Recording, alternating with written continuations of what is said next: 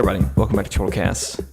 I'm one of your hosts, Jake, and with me as always, the Stream King, the Far Cry guy, the King of Thieves, and Jeffrey the Giraffe, Steven. What's up? Jeffrey the Giraffe.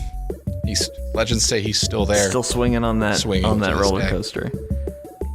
Tongue in the air, just flooping and looping around, having a great old time. Maybe his friend, the feathered goat, is with him, but we don't know. The grand texts don't describe. Sorry, I'm just sending work texts. That's funny, Jake. If you don't know what we're talking about, you obviously missed our Goat Simulator live stream this past Saturday, and I highly recommend that you go fix that problem and you go watch it because it's great. It's great stuff. We played Goat Simulator for the first time. Steven and I had ever touched it, and we had a lot of fun, and we're going to do more at some point. But that's not what we're here to talk about today. Today is Chortle Cast, and that's our weekly podcast on the channel where we talk about video games, TV shows, movies, anime, whatever the heck we want to talk about. And today we got a great show for you. We're, in a large way, January is just a month of catch up. You know what I mean? You go on break midway through December, you come back in January and everything's a mess. You know what I mean? You're picking up the pieces of your life. You're trying to put them back together. That's what we're doing here in January. This is going to be a big episode of catch up. We're just going to be talking about stuff we've been playing, stuff we've been doing, stuff we've been watching over the holiday break, because there have been several things that we haven't gotten to talk about, like our big topic of the show, Mandalorian. We're going to talk, we'll talk some surface level review, but then we'll probably also go into some spoilers, particularly the final episode of this season, because I really want to pick Steven, our Star Wars big boy brain, about what happened there. But we're also going to talk about A Plague Tale: Innocence. We're going to talk about No Guns Life, an anime that I've started watching. And then Steven's going to tell us a little bit about Children of Morta, and then give us a little bit of a Rainbow Six Siege update. But before maybe, if he feels like it. Before we do any of that, though, we have some very exciting news. As you may or may not know, our Extra Life 24-hour live stream that we did in 2019, just before the end of the year, we hit our $1,000 goal. And our $1,000 goal came with a reward, which was Steven would play through an entire game on the channel as a live stream, which we do often. But the difference is it would be one wholly selected by you guys, the audience, our viewers. And we, for the last week, have had people submitting games. You guys were a lot nicer to Steven than I thought you would have been. You really were. Like, I think it may have been Pablo. Pablo must have put in 4 suggestions that I don't remember what they were, because he retracted them or something. I just couldn't find them. But that was the harshest that anyone had been. No one even put Death Stranding in there. I was wholly expecting Death Stranding to be in there. I really was. No joke. I'm happy to do it, for charity. This is an awesome thing that you guys have done, and I want to reward you in turn for making that happen. But as soon as Kaylin sent me a picture of the donation bar being at 1,000, it was just that's awesome. How am I going to play Death Stranding and not get 1 million dislikes for how much I hate this game for all of these streams I'm going to have to play? Yeah, that one would have been a really, really long one. But anyway, all this past week, you guys have been submitting games through our Discord, through just comments on videos and live streams. So Steven has compiled all of those. I have taken a look at them. I'm not going to waste our time reading all of the suggestions, but I am happy just read the ones to announce the top 3, which starting today, you guys will be able to vote on.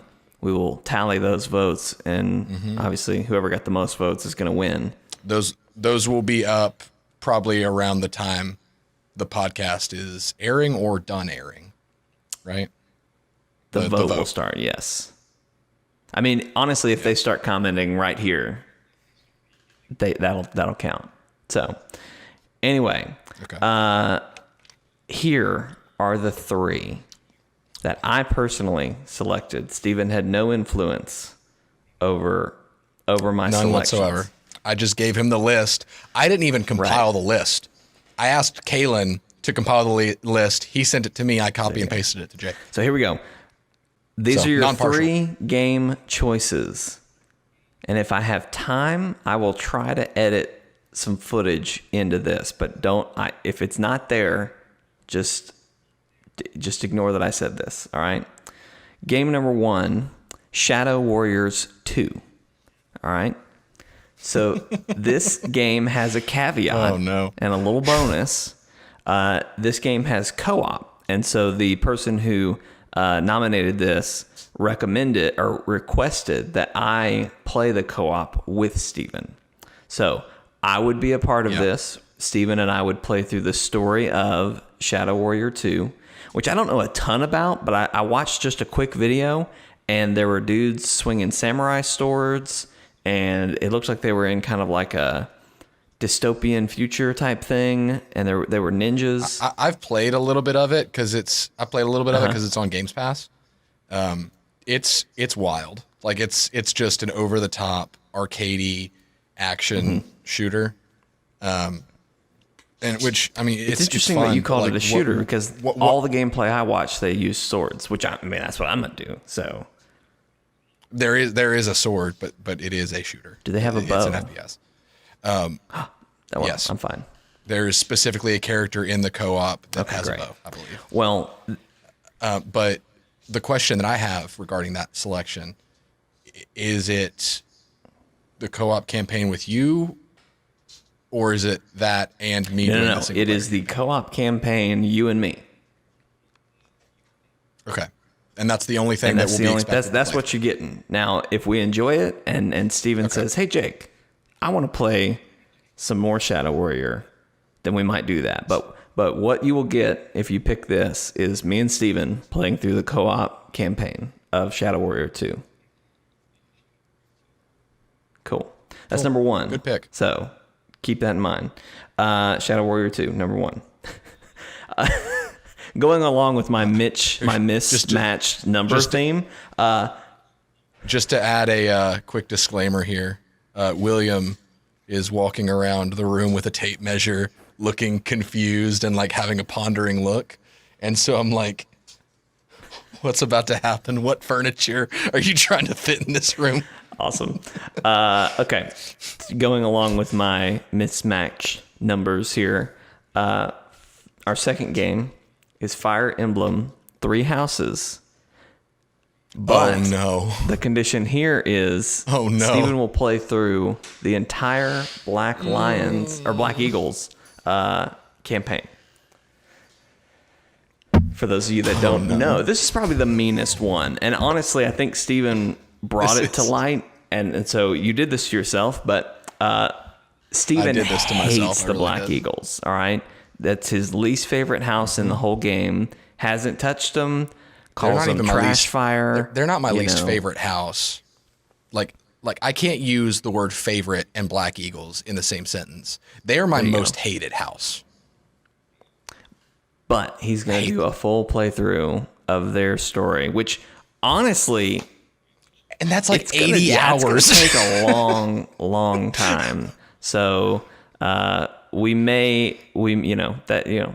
a long one. So I say that because he'll do it. But if you don't feel like watching all the Fire Emblem, you may not want to pick that one. But anyway, that's going to be that stream. Yeah. We might. Well, no. All right. That one will be staggered over time. It will be a long. It'll probably take all year, honestly, to get through it. Seriously.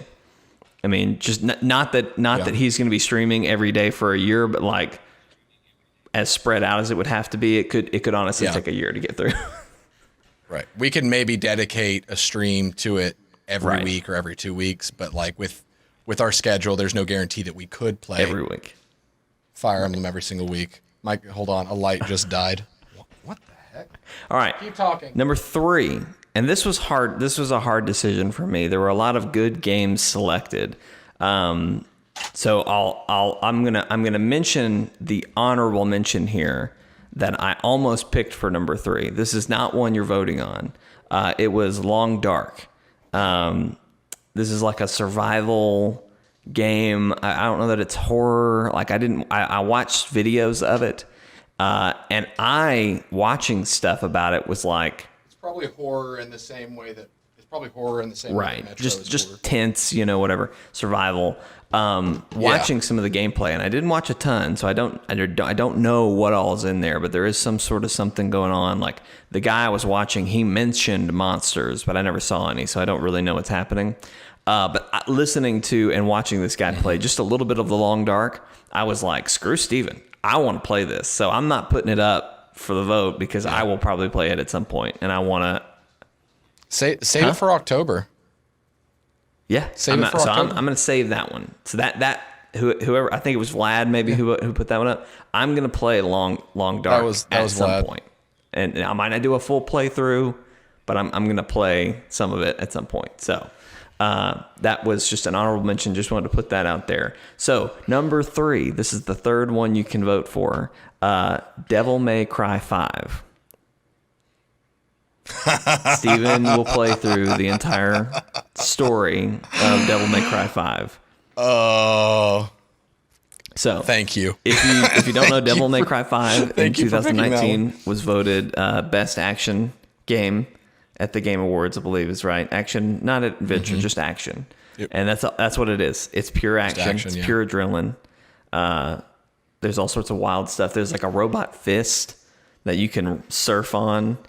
There's when you play as Nero, there's 3 playable characters: Dante, Nero, and V. When you play as Nero, he's got a robot arm, like a mechanical arm that he can shoot like a rocket, and then he can jump on top of it and ride it like a surfboard around the battlefield and just run into people. Like, how do you not win best action when that is something you can do? I've been wanting to play this game, so like I didn't affect this. I'm thrilled to see that this is an option because I was going to buy this game anyway and probably stream it in my own time. Getting all of it. Yeah. So yeah, all right. You get all of it, and that would make it to where I would probably stream more because a part of the deal of this is that with this game that is selected, the save file for said game, I only can touch it when I'm streaming, which means I can't play Devil May Cry when I'm not streaming Devil May Cry. So you'd get me probably a lot more psyched to stream solo if you chose Devil May Cry. We'd also probably get demonetized from some of the stuff in that game. I like how you almost choked saying that. So, okay. All right. Well, I took a drink and it didn't go down right. Those are your selections. I will say them one more time. Shadow Warrior 2, Fire Emblem 3 Houses, The Black co-op campaign. Eagles Edition, or Devil May Cry 5. So, and yes, Shadow Warriors 2 would be the co-op story. So, those are your decisions. Yeah. You can go to our Discord if you're watching on YouTube and Facebook. That's in the description of this video. If you're on Twitch, I don't know how to help you. Go to chortlegames.com, click the Discord icon on the banner, and go that way. If Kalen is watching this live, he's one of our mods. He'll put the Discord in the link in the chat right here. So anyway, so for the vote on Discord, are we going to go based on just reaction total, or are we going to go based on react this for this game, or like how are we going to do that? A reaction total, and I would ask, and this is just an honor system, but I would ask that you only react to that once, and only react to one of those 3, so that we get a nice honest count. But we'll go from there. So it's gonna be great.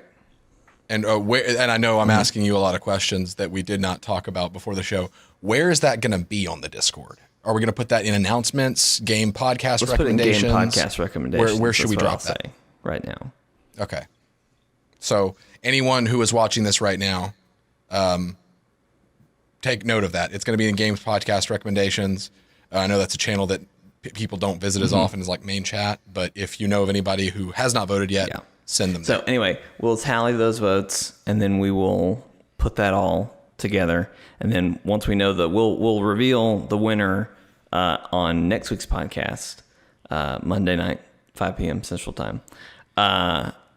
We'll reveal the winner next week, and then basically, Steven might be streaming it by that weekend. So I might even stream it that evening. Well, it depends on the game.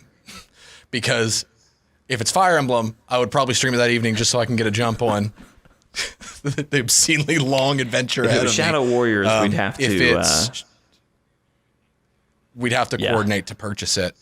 But if it's DMC, I might be able to do it that evening because I'm probably going to go purchase DMC regardless. But I'll probably purchase it next Monday, not expecting you guys to vote for it, but just so that in case you guys do, I'll already have it on my PlayStation, and I'm going to wait to play it until the vote has been confirmed. So that if you do vote for DMC, my first experience will be a live stream. I love it. All right, we'll move on from there. Now we're going to get into what normally is just a sidebar of this podcast, a little segment we call Catch Up. But for today is going to be our whole segment. And then we'll talk about Mandalorian at the end. That'll be kind of our final catch-up segment. But this is where we just talk about games, movies, shows we've been watching and are excited about, and give kind of a small review based on what we've experienced thus far. And I'm going to start off talking about A Plague Tale: Innocence, which is a game that I've been live streaming. I think I've done 4 parts playing through the game, right. And I'm gonna beat it in the next live stream of it that I do probably sometime this week, part 5. But I've been playing a lot of it, and it's really, really good. It was nominated, I think, for Best Narrative at the 2019 Game Awards. I don't think it won, but Disco Elysium won. It didn't win, but I was personally surprised to see it on there because when it released, it was kind of a dead period in games. It was a not well advertised game, but I saw it on Twitter, people talking about it, and then I think PlayStation maybe shared one clip of rats kind of coming at you from a tunnel. And I was like, oh, this looks interesting. And I watched a video, maybe a review talking about it, and the reviews were good. And I was just like, man, I should play this. I should see if I can get a hold of this. And so I kept saying that, and I never did. And then finally this year I was like, all right, nothing is in January. I got to make it to March when everything starts happening. So I was like, I'm gonna buckle down. I'm gonna do this. And I'm going to live stream it all. So you can see my whole experience with the game so far. But it's been really good. I totally see why it was nominated for Best Narrative. And honestly what it is for me is it's little moments between, so just to give you an overview of what the story is, and the name kind of implies you're in the Dark Ages, Germany, I think, or France maybe. France. Thank you, because the French dialogue is really on point for that game. That's why I was getting there. But anyway, it's a story about your older sister and her younger brother in the age of this horrible plague, and the plague is kind of manifested as rats. Obviously, plagues are diseases, but there's just millions of rats that are just swarms and hordes of rats everywhere, and they're killing people, they're eating people, whatever. People are getting sick and dying. There's this Inquisition that's after you and your brother. So you're fighting these rats, you're running from these rats, and then you're hiding from this Inquisition. And all the while, your brother is sick with not necessarily the plague, but something darker. And so you've got to figure out what's the connection there. How do we heal him? And you're just this girl. Your dad was a knight. He was kind of training you, but like you never really finished your training or anything. So all you've got is a slingshot, right? I didn't know sling. I mean, obviously there's, like David and Goliath. You always hear about that story, and he killed Goliath with the slingshot. I didn't realize slingshots could kill people. All right, like, I always kind of just assumed that a slingshot would knock somebody out. I didn't realize it could kill. So anyway, you're armed with only this slingshot. Apparently, you can kill people with a slingshot. The first time I killed somebody with a slingshot, I was just like, "Oh, is it still a sling? And this is a legitimate question. Is it a slingshot or is it just a sling? Because I always thought that a slingshot was the one where you like pull straight back and release. I thought a sling was the one where you like. Great technical question, because what you have in the game is the type. It's just like a little rope with a pouch for a rock. You sling. Yeah, you spin it. It's literally like a David and Goliath sling. Yeah. I did not realize there was a difference between slingshot and. My understanding has been that a slingshot is the one you pull it where back. you've got the pouch and you put like marbles or whatever. You pull it back and release. Whereas a sling, you spin it around. I will continue to call it a sling from now. That's always been, because that makes a lot more sense. But anyway, okay. You're armed with a sling and you're going around. You eventually kind of learn some alchemy. So like there's different types of things you can make and sling with your sling. So like stuff to make fire, stuff to put out fires. There's all sorts of stuff that you get. But it's all through this sling. So you're it's a sneaky game. If you do get caught, sometimes you can luck your way out of it with a couple well-aimed shots. But it's mostly a game about sneaking and whatnot. But anyway, what I was getting to is I totally understand why was nominated for narrative, because the story between Amicia, which is the older sister, and Hugo, her brother, they've kind of been separated their whole life because he was sick. So now that she's here having to take care of him, like she almost kind of resents him at first because he's taken all of their mother's attention, and then obviously he's a kid and he just doesn't understand what's happening. So she's kind of resentful towards him, but obviously she wants to protect him and take care of him. So she does that. But like, there's just little moments. Like at first, if you watch, it's funny. It's probably funnier if you watch my reactions to Hugo, because at first I was just like, oh my God, this kid, come on, like kid, we don't have time for, what are you talking about, kid? Like, what are you doing? But there are little moments. The first time it ever happened just stole my heart. There are flowers in the game, and Hugo loves flowers. He's all about flowers, whatever. And so he pulls Amicia off and is like, Amicia, look, it's a dandelion or whatever. And he was like, dandelions are, great for whatever. And Amicia's like, we don't have time for this. Like, we need to go. And he's like, but Amicia, it's so pretty, and you're so pretty. It would look great in your hair. And she's just like, oh, okay. And like bends down and he puts it in her hair and he's like, beautiful. And I was just like, nope, I'm done. I can't. I've got to find every damn flower in this game because I want to see this cutscene 8 million times. So anyway, and that happens all throughout the game, and it's cute. And Amicia gets into it. She's like, what does this flower do? And like, what do they say about this flower? And this flower will, there was another one. I might have just said dandelion, but there's another one that's dandelion. And Amicia's like, well, maybe Lady Dandelion will take care of us or something. And he puts it in her hair. Anyway, it's just cute, super cute. But the gameplay is really fun. It all feels good. It all feels right. It's kind of auto aim, which I think some people might take some getting used to. I suck at aiming, so I welcomed it. Sometimes it tracked things that I didn't want. But anyway, overall, I really like it. If you want to see more of it, go watch my live streams. and you can see a little bit of it.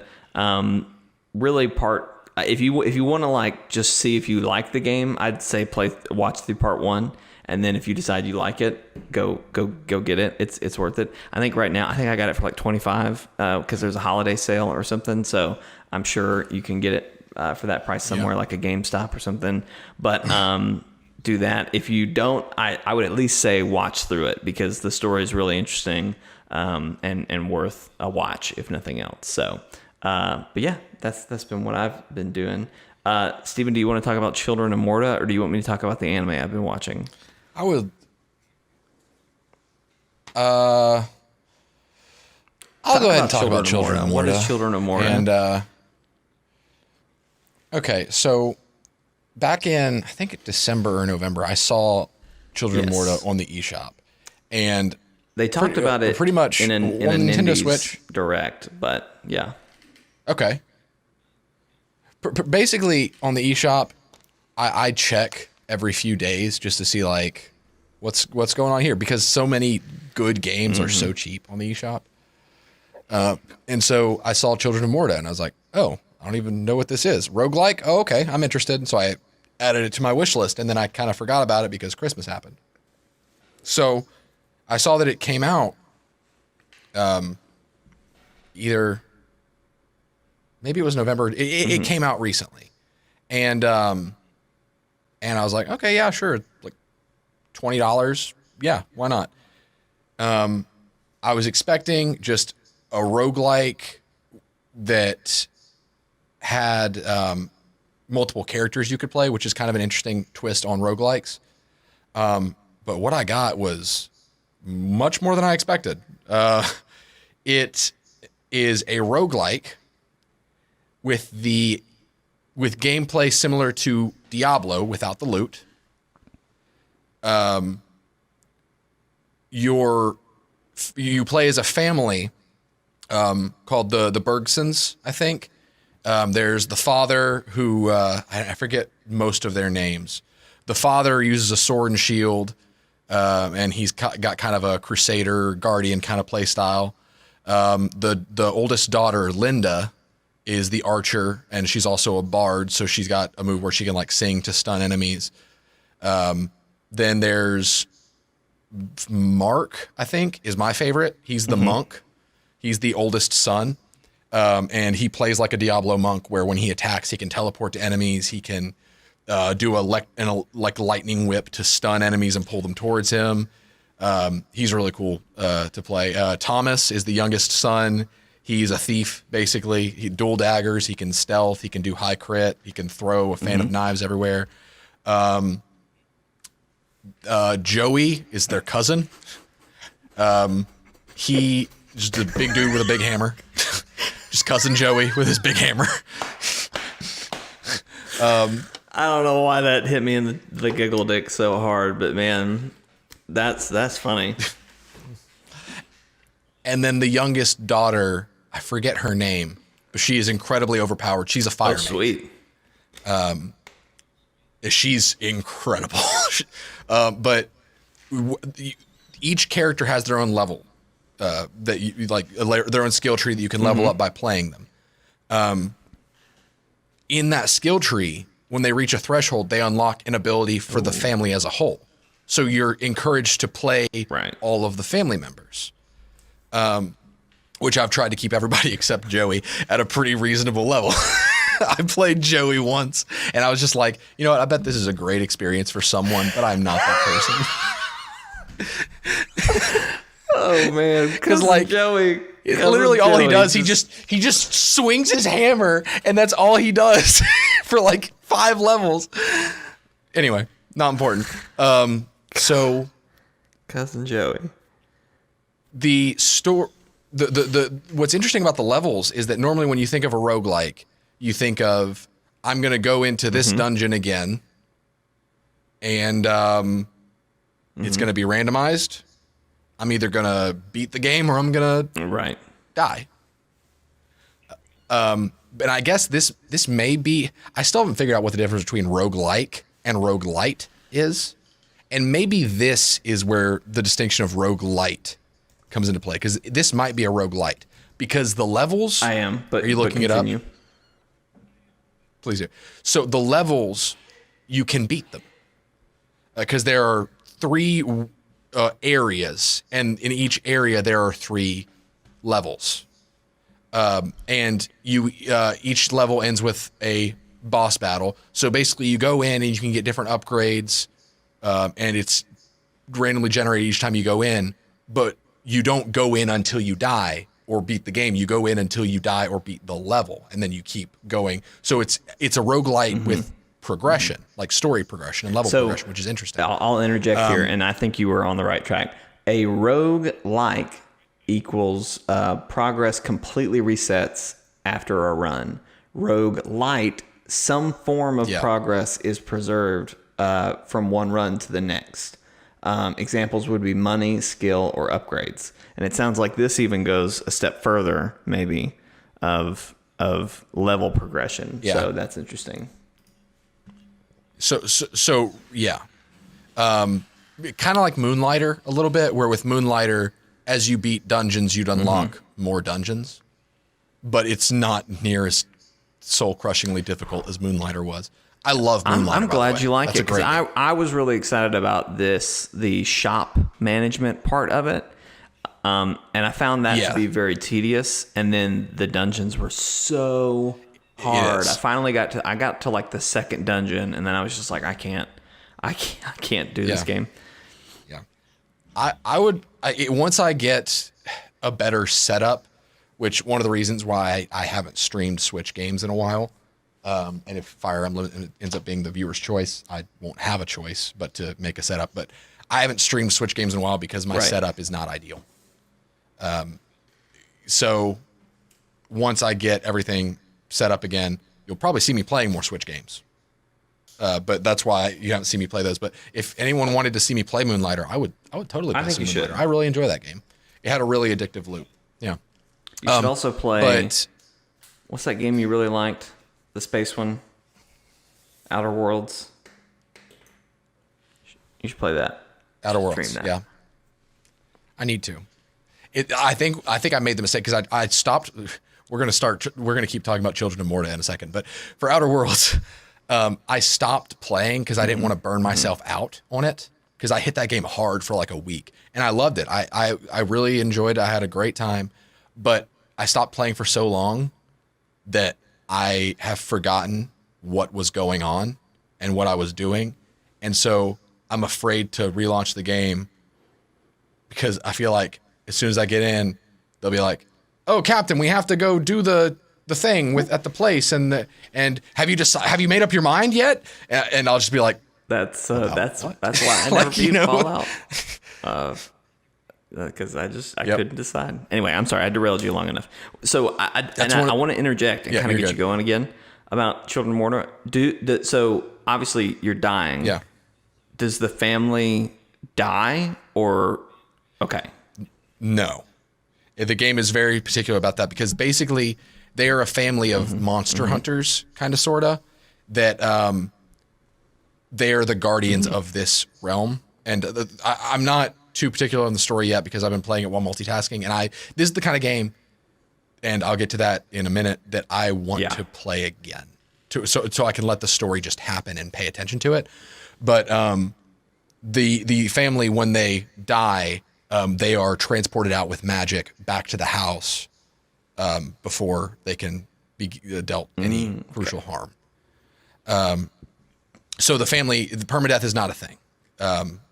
You can, but family members, if they fall in a dungeon, they may get a fatigue that makes it to where you don't want to play them for your next run, because they're going to be at an extreme disadvantage. So you want to do runs until they've fully recovered. The progression's interesting. The gameplay is really fun. It's got beautifully made pixel art. Like the graphics, you may look at it and be like, I don't know about that, but like the more you play it, it's like, this is a really cool art design. Like I really like how they did it, because it looks old school, but at the same time, like the animations are really good. So like it looks pixely, but it's beautifully made, and like characters like Mark, the monk, like he does like a kung fu flip for his dodge, and it looks like a kung fu flip. Like it's a really interesting blend of pixel art and really well animated, like, design. So when you upgrade equipment for the family, you upgrade everyone. So you aren't focusing solely on any one character, unless if you're just playing that character nonstop.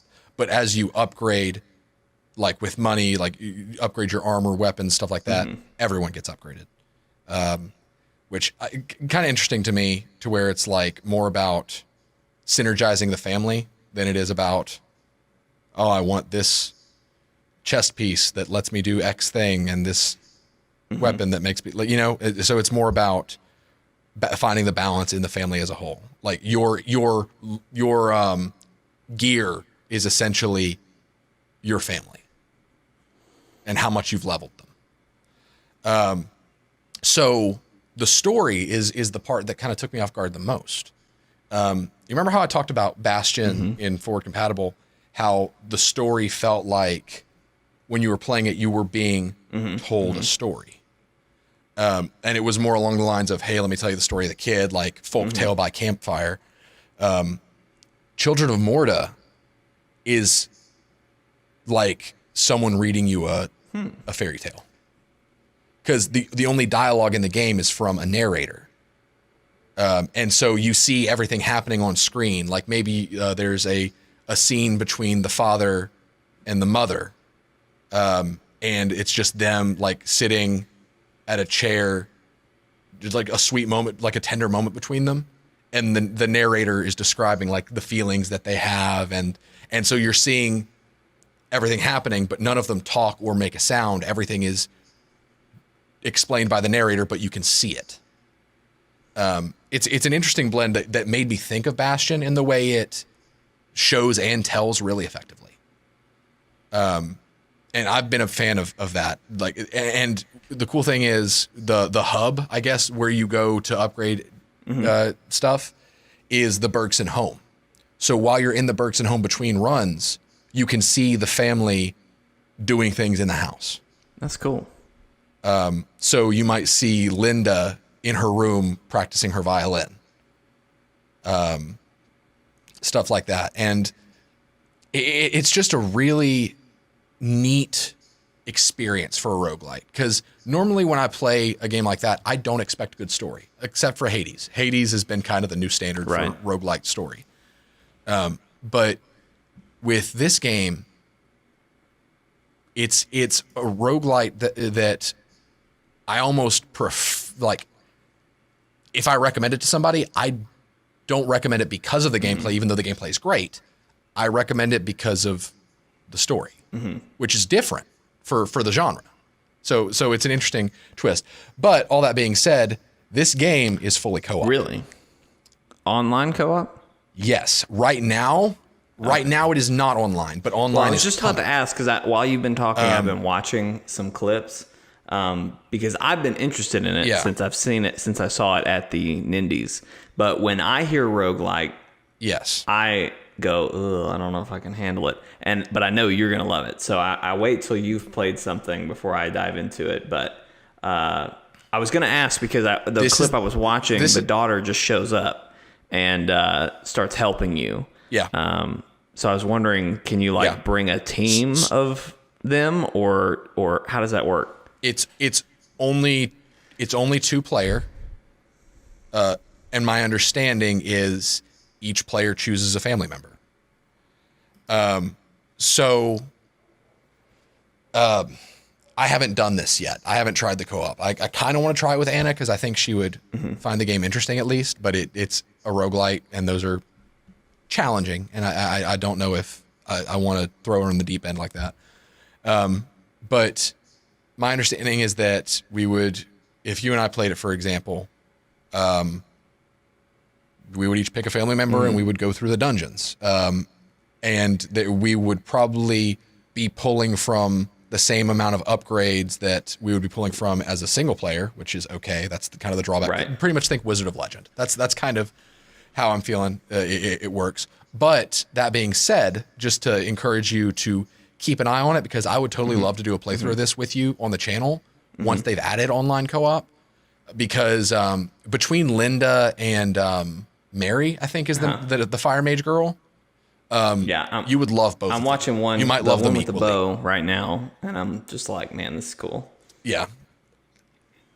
And so for example, if we played co-op and you were playing Linda and I was playing Mark, and we got absolutely trashed in a dungeon, and we left and we were fatigued. So Linda and Mark would be at a like minus 50% health until they recover from fatigue. You and I could be like, okay, well, let's go to our backups. I'll play Thomas, you play Mary. So if we can both find at least 2 characters that we like, which I already have, and I don't think that the 2 I like would conflict with the 2 that you would like. I've already done the thinking. This is how I do things when I'm trying to pitch a co-op game. So I think that we would be in good shape where we could always have a character that we like. And even if we just get trashed a second time in a row and the fatigue still hasn't recovered, we can just do a trash run where you play as Joey and I play as the dad. Why do I have to be Joey? Why? You're the Joey in this situation. Trust me. I'll take it.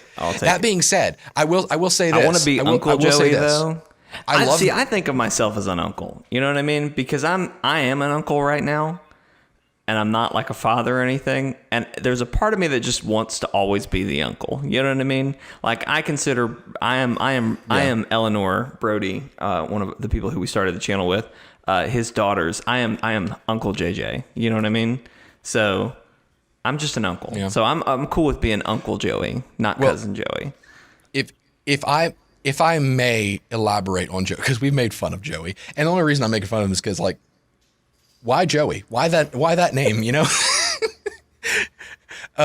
But when he joins the family, because you unlock the characters over time, but it's a pretty quick process. When he joins the family, it's been showing you between runs cutscenes of Ben, and this actually is Uncle Ben. This is the father's brother. That's what Uncle means. He is older, and yes, I'm just clear. Well, it could have been the mother's brother. That's a munkle. Okay, but nope. So he is older, and I think he's wounded to where like he can't fight anymore. But he's the guy that runs the workshop and builds the gear and stuff. So as you do runs in the dungeon, each one ends with like let's call it cutscene where more story happens. And as I was playing the game, a story thread that was being shown was Ben was reaching out to his lost love, and he was sending like letters by pigeon or eagle, whatever bird they used to communicate. And every single cutscene, it was just he was waiting to hear back from her, and he felt just heartbroken because he blamed himself for how their love became estranged, and then he was worried that he would never be able to make amends. And then the next time this story thread happens, Joey walks through the front door, and Ben is there, and he drops what he was holding, and Joey runs up and hugs him. And then the narrator talks about how Joey got the messages, and like he was heartbroken to inform Ben that his mother had passed. And the narrator talks about how Ben, though he was deeply saddened, he was relieved, and like he felt saved by the fact that he was able to reconnect with his son, Joey. And so it was just a really touching moment that's shown through pixel art and told through narration. I don't know. It's very effective. There are some really emotional parts, and that's kind of how this game is. Like, I don't know if it tells the best story because Hades does a really good job with its characters as far as roguelites are concerned, but it's definitely been the most emotional. Like it's been very touching, very sad, but also heartwarming. And so like, I definitely recommend it. It's a different experience, but it's a great story roguelike. Well, I just looked, and it says they say that that they are intending to do online co-op, that it is coming with an update. Yeah, everywhere you look, it says online co-op is coming. Maybe by February, maybe. Anyway, I'd love to. I'm on board, and I think I would enjoy it better co-op, just because I struggle with roguelikes on my own. So I'm down with that. Well, I will deviate here and talk about an anime that I've been watching. And actually, Brody recommended it to me, or not recommended it to me. He was talking about it on Monster Hunter World, a live stream that we did a while back. And it's an anime called No Guns Life. And the premise of the show is you are a man who has a gun for a head. And you're like this detective.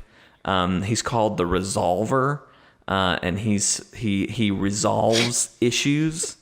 But it's kind of this like detective noir kind of feel to it, where he kind of like narrates to himself and whatnot. There's an English dub, which is I know some people at that, but I just can't do it. I used to be like a diehard sub, but I can't do it anymore because I can't read fast enough. I'm stupid. I'm illiterate. I need someone to talk to me in a language that I can understand. See, to me, it's like, sure, if you prefer subs, that's fine. But to those of you who are like, dub's trash. If you listen to dub, if you watch dub, then you're trash. You're not a real anime fan. Just stop talking. Just stop being around people. Go fix yourself before you interact with someone else. Because, like, don't tell me that my preference is trash because I want to be able to experience the visuals completely and not have to read while I watch. Because to say as a blanket statement, all English dubbing of these anime is trash. You're trash. Stop it. This one's good. Like, this one's really good. So I've been enjoying it a lot. I'm like 2 episodes in. The other kind of cool thing about it is it's in this futuristic world where everyone has what they call, I think it's extensions, which are basically it's very much a cyberpunk, like people have augmentations to their body. So like if you want a super cool eye that can zoom in and whatnot, like, or if you want a robot arm or that's got a big wrench on it, because why not? That's stuff you can do. And so the main character, I'm blanking on his name, Gunhead, whatever. He is what they call an overextended. And so he was built in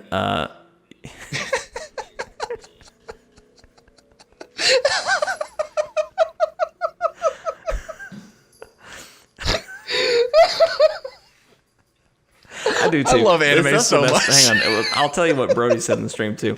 So he's an overextended. So he is like on crazy levels because he was built during a war, and so he was overextended to basically just be this killing machine or whatever. And now he uses his abilities to help people and resolve issues and whatnot. Why does he have a gun for a head? That's the big question, right? What does that mean? So he was, again, built for war, and there were apparently a couple people who were built like this, overextended, who had guns for heads. And apparently, I don't know anything. I'm 2 episodes in. This is my guess going forward. But they had partners, right? And their partners would pull the trigger on the back of their head. And that's like who would fire them as a weapon. And so I assume that whatever he shot out of his face was powerful, right? So anyway, there's this moment in the very first episode, and that Brody talked about when he was talking about the show. There's a point where a girl is talking to him and is like, "When's the last time you let somebody touch that trigger? Would you let me touch it?" And he's like, "No, I only let people I truly trust pull that trigger." And then like in his detective mind monologue, he's like, "That's why I trust no one." So I'm really enjoying the show. It's been on my queue for a long time, but when Brody mentioned it really does have that noir feel. That's when I was like, okay, I'm gonna watch it, and I have not been disappointed. I stopped after 2 episodes because it's still airing right now, and in fact, My Hero Academia is only 1 episode behind on the dub. This one's 2 episodes behind. So I was like, I better just pace myself. You know what I mean? I better just wait. So I'm waiting to watch more of that show, but it's really good, and I would recommend it so far. So, Steven, we probably don't have much time to talk about Siege because we're almost an hour in, and we got to talk about Mandalorian. Yeah, we're going to Mandalorian. Let's go to Mandalorian. We're going to be so just top level, Steven. Now that you've watched the whole show, what did you think? What did you think of it? It was good.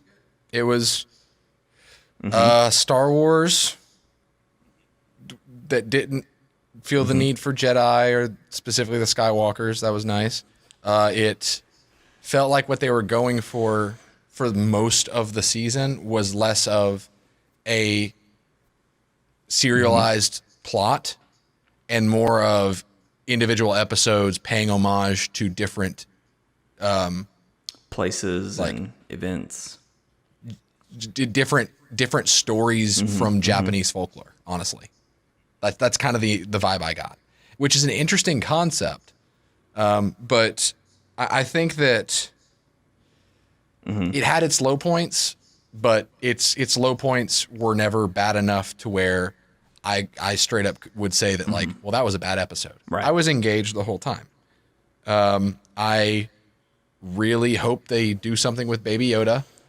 And probably the worst thing I can say about the series.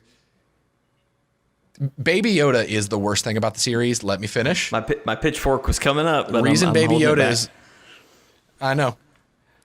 The reason Baby Yoda is the worst thing about the series is because the fans. Just the fans, because I don't like it when fans get to take one aspect of something that isn't even like what you're supposed to have as the takeaway. And they basically are like, oh my gosh, this is everything. Because, and I'm trying to think of how to explain the way I feel because I didn't expect to say anything about this when we were talking about it. But in today's day and age, shows, games, movies, all that kind of stuff, especially from Disney, is so heavily affected by public opinion and image. Rise of Skywalker was entirely made almost probably 70% of it was made in response to fan outrage. So when you have these people who don't know what a Star Wars is really, and they're just like, Star Wars oh my gosh, I love Baby Yoda. Baby Yoda is everything. Let me talk about Baby Yoda. Let me make the Baby Yoda memes. I'm not saying stop doing what you're doing. Well, I kind of am, but I think it's great that there is now a middle ground between in a relationship, for example, one side may be really nerdy and love Star Wars and the other side maybe not nerdy at all, but you've suddenly got through Baby Yoda a bridge of that gap where there's something for both of those sides. And I think that's great. I do. I just want to say that Steven does not speak for the channel entirely. I love Baby Yoda. Continue to make your Baby Yoda memes. Send them directly to me. The reason I say that is all this is because I'm not going to say stop enjoying what you enjoy, but I'm just worried that Disney's going to see that and just be like, oh, okay, Baby Yoda's a cash cow. Let's just take advantage of Baby Yoda. Let's just give them all the Baby Yoda. All of it. I think that, yes, that is a valid concern, but I think, I don't think, based on the narrative that I've seen from not just the show, but just after Baby Yoda was officially revealed, I think that they have a plan for Baby Yoda. But what you're saying about, they're about to milk it now. Yes, I think they're going to milk Baby Yoda like they have Baby Groot. But I still think they had a purpose and an intention of what they wanted to do with Baby Yoda. But yeah, much like you're saying, now that he's so popular, we may never see adult Baby Yoda. Yeah. You know what I mean? He's going to always be Baby Yoda. Right. Even in this season, though, before Disney knew just how big of a hit they had on their hands, he was, in individual episodes, he was one of the biggest problems because of how he didn't derail scenes, but he like removed the momentum of scenes, because like something could be happening. And I think the best example of this is the scene where Mando is doing the job with the other bounty hunters, and they're like looking around his ship and they're talking about like Mando and his legend and everything. And then one of them hits a button and then boop, Baby Yoda's there. And then suddenly that conversation's over, because it's suddenly about Baby Yoda. Let's see how cute we can make this puppet look. And he looks adorable. But the problem is that happens a lot. And my worry is we're just going to get more of that. And I think that moving forward, Mandalorian needs much less of that. I hope, and this kind of goes along with what are they going to do with Baby Yoda? My frustration watching the show was, and that bounty hunter job is a great example. Why has he not figured out what to do with Baby Yoda yet? You know what I mean? At that point, when he was still trying to run jobs, I was just like, what part of keeping this child that you know can get around your ship, like why are you keeping him and taking him on these dangerous missions, especially when you're taking dangerous people with you on your ship that you don't fully trust these people? Like what are you expecting to happen? So I am glad, and not, now that we're at the point that we are in the show, that maybe next season it will be about what do we do with Baby Yoda, and not so much of, because I like you said, I think one of the strengths of the show was that it was basically each episode was almost, episodic. Yeah, it was episodic. It wasn't serial. But I think Baby Yoda derails that, because it's like, what about Baby Yoda? Why are we like, you're just taking this kid on this thing? Like, I think that's where that frustration comes from, and why he derails everything, because he needs to be dealt with. And then we can maybe go on some fun adventures. So I don't know. I hope next season, like you said, it is more about addressing what is Baby Yoda and why is he here and what does he mean to the larger universe.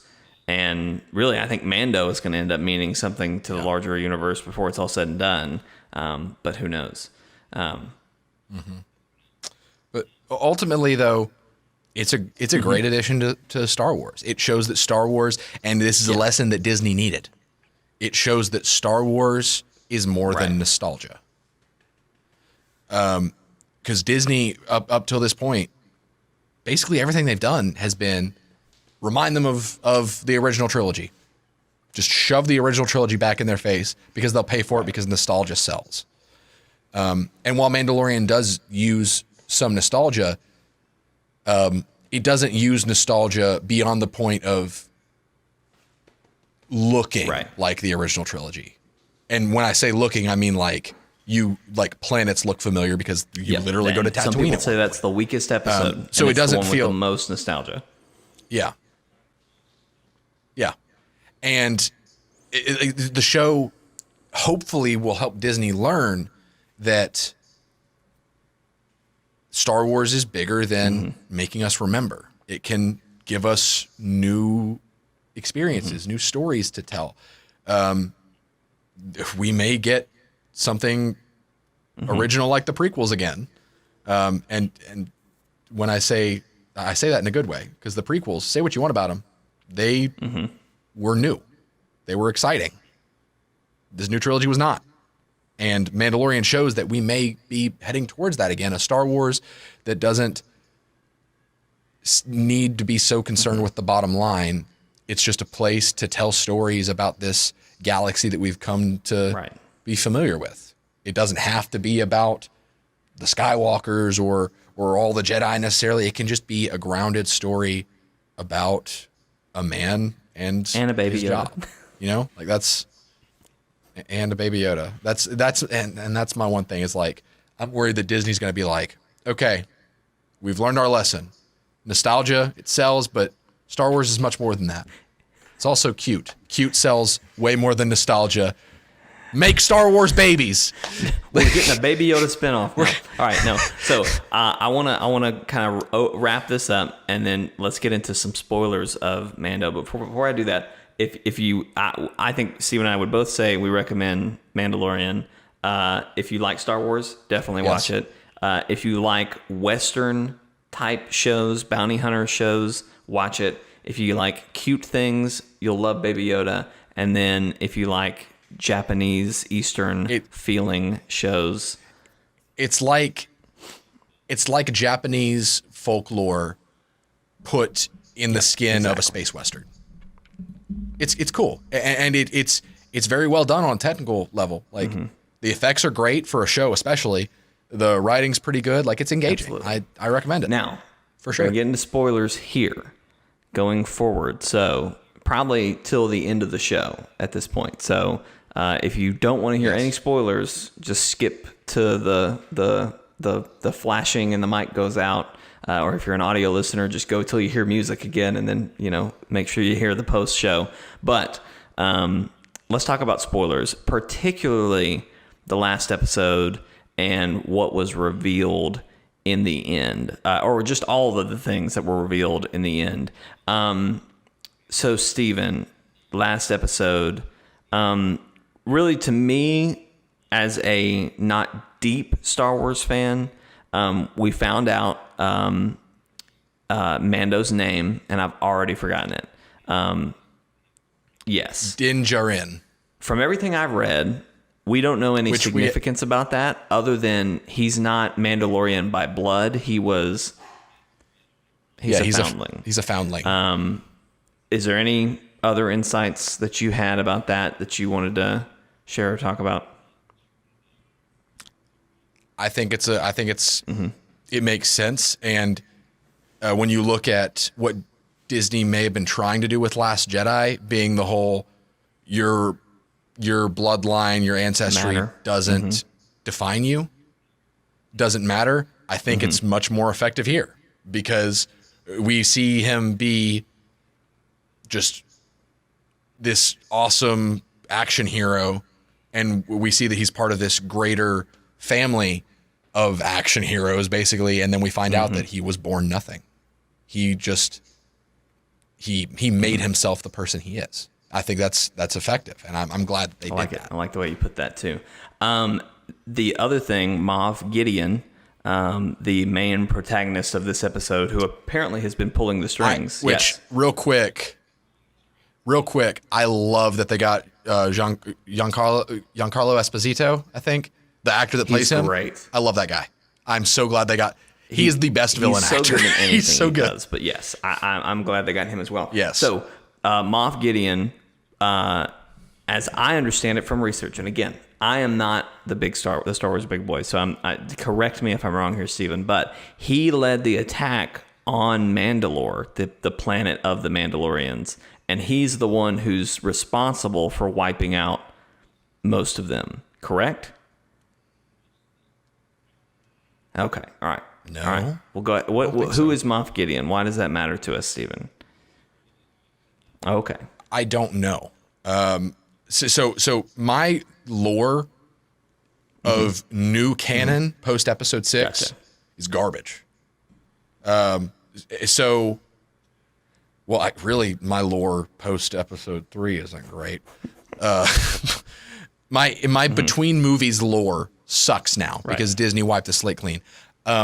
I don't know where Mandalore stands, but I do feel like the Mandalorians were already mostly gone before the Empire. Well, I know in Rebels they go there, and there's this whole storyline with the black saber, or the dark saber, which we'll get to in a second. And there's this whole thing about that, and obviously there is Mandalore, and the planet is still intact. But I'm pretty sure in the Mandalorian they talked about how the Mandalorian's planet was destroyed and it was overrun and there's none of them left and yada, yada, yada. So for some reason, in what I've seen, I thought it was Moff Gideon was the one who was responsible for that. But anyway, the big thing about Moff Gideon... Maybe. Your guess is better than mine because I haven't researched it. Right. But the big thing is Moff Gideon has the Darksaber, which is just crazy to me. And I know very little about the Darksaber other than I think it looks cool. But in doing some research... I love it even more because it's built like a katana, and it was used by the first and only Mandalorian Jedi, which is just sounds like the coolest thing ever. And then it's been passed down to different Mandalorians throughout time, and then now stolen. So, what'd you say? Darth Maul had it at one point.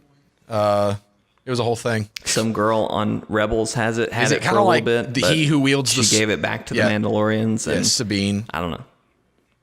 Is it a whole thing where like he who wields the Darksaber commands the Mandalorians or something like that? Because that's kind of without the research, with the lack of research I've done, that's what it seemed like. Because the fact that Darth Maul was able to basically control Mandalore for a while.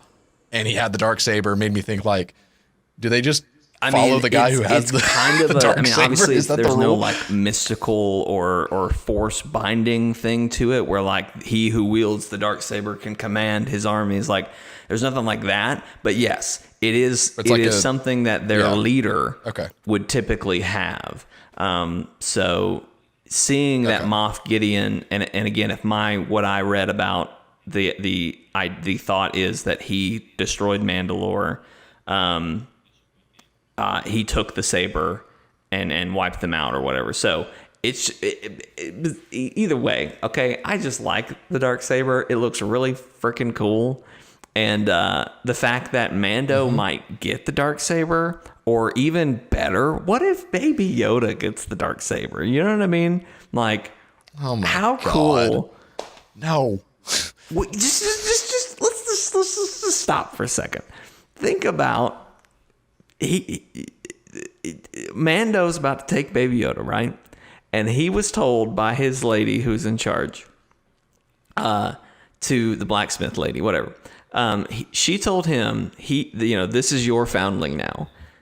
Train him or find his people and return him. Yep. And so obviously I think next season is going to be us trying to find Baby Yoda's people, which that in and of itself is going to be really interesting. But let's just imagine for a moment that we get to season 2. Baby Yoda's maybe noticeably a little bit older. And he is learning how to fight and use Mandalorian stuff. Okay. So you've got a Baby Yoda, all right, a Yoda trained like a Mandalore who has force powers, probably pretty powerful force powers. And then he's going to get the Darksaber at some point. Like, we're setting this kid up to be the coolest thing ever. Here's what I would prefer. So, Mando gets one of those chest-mounted baby holders, and he trains Baby Yoda to have dual pistols? To use the Force. To use the Force while he's the guns, Baby Yoda's the Force. So he's like blocking bullets with his mind and throwing people while Mando's just shooting people. I love it. That's what I want. Let's make it happen. That'd be just so throw good. The Darksaber in there somewhere. Yeah. But anyway, what did you think about the Darksaber, Steven? Like, I think that it's a pretty broad consensus that Clone Wars is one of the best things to happen to Star Wars in a while. And Dave Filoni, the guy who did Clone Wars, was heavily involved in writing and I think producing this season of Mandalorian. And I think that is basically, it feels like we've got someone working on Star Wars that has a passion for Star Wars again. Because if you asked me who I think the new George Lucas should be, like the new person that has creative vision control over Star Wars, a lot of people would say Jon Favreau. I disagree. It needs to be Dave Filoni. because Jon Favreau is great, and I think he should be involved. But when you get down to it, Dave Filoni, to my understanding, is that he's been deep in the weeds of Star Wars lore, both on Disney's side and Lucas's side, for a long time, and he cares about it. He knows his stuff. He seems to be able to present everything in such a way to where he can even make prequel era stuff palatable for people who are diehard prequel haters. So, like, why wouldn't you let this guy have creative control, or at least like make him the Kevin Feige of Star Wars, where he is involved in every single Star Wars thing?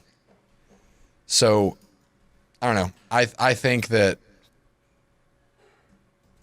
that's what needs to happen. I and the Darksaber is indication that we could be getting that. More crossover from these shows. Rebels wasn't received too great. Really? Because I hear nothing but good things about Rebels now.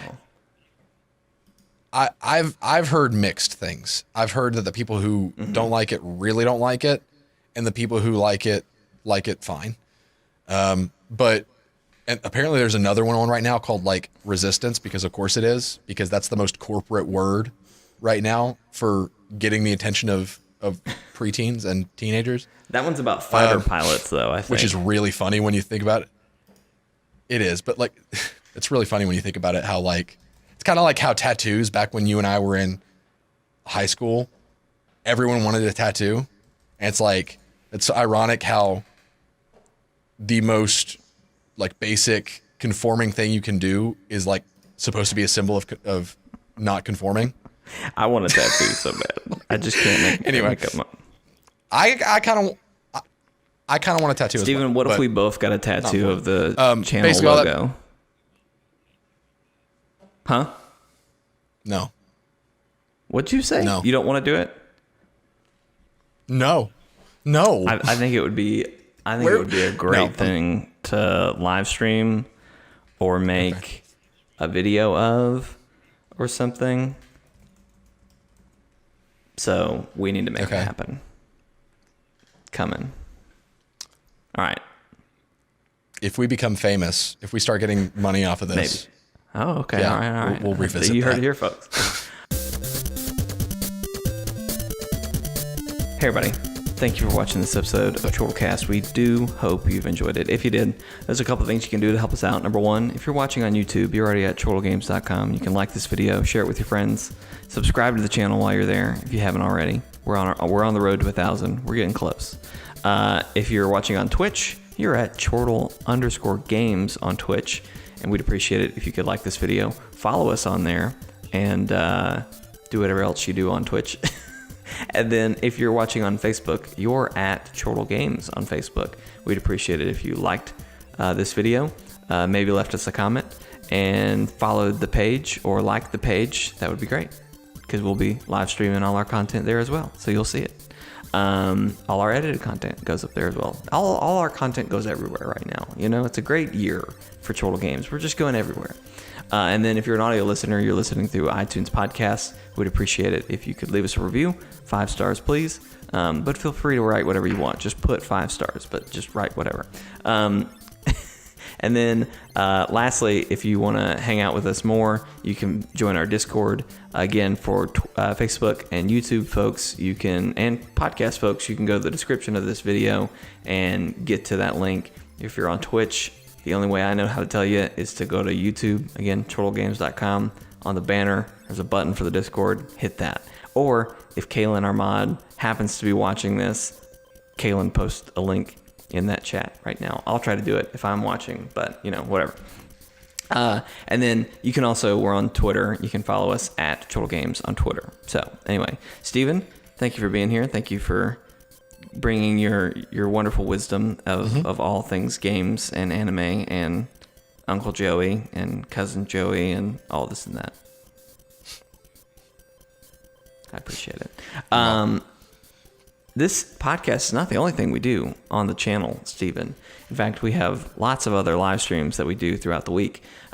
We typically live stream on Tuesday nights, Thursday nights, Friday nights, and Saturday nights.